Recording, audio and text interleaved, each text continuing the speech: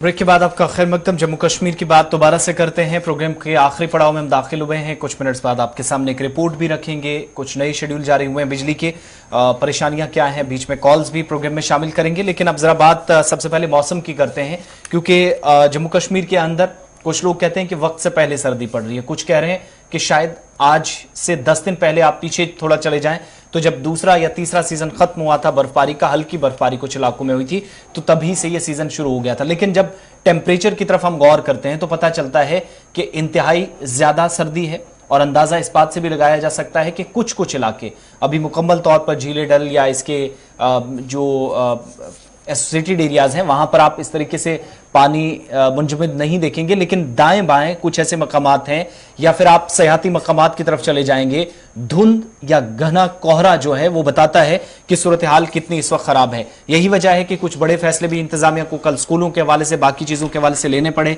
और सरमाई तातीलात का भी ऐलान करने के लिए बाकायदा एक हिकमत अमली तरतीब दी गई।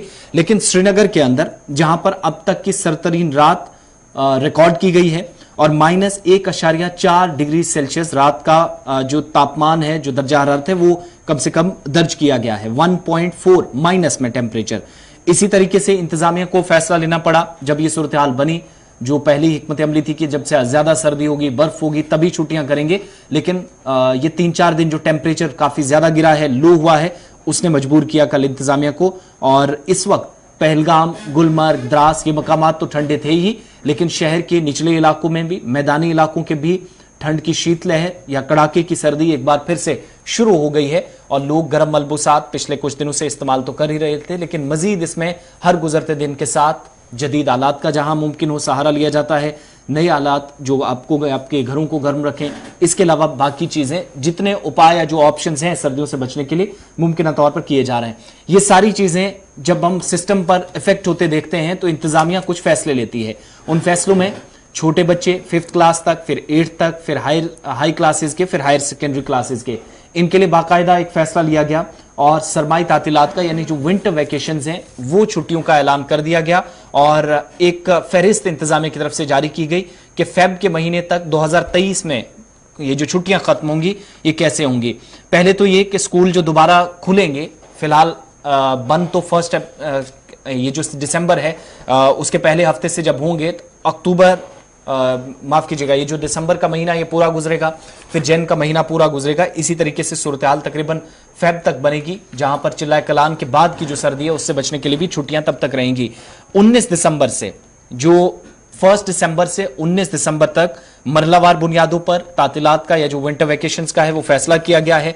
प्रिंसिपल सेक्रेटरी जो स्कूल एजुकेशन डिपार्टमेंट है आलोक कुमार, उनकी तरफ से भी इसकी तस्दीक की गई है। जो हुक्मनामा जारी हुआ है उसमें यह कहा गया कि एक तो पहली से 5वीं जमात तक जो प्राइमरी लेवल के स्कूल्स हैं 1 से 28 फेब तक, 1 दिसंबर से 28 फेब 2023 तक स्कूल बंद रहेंगे, नंबर 1।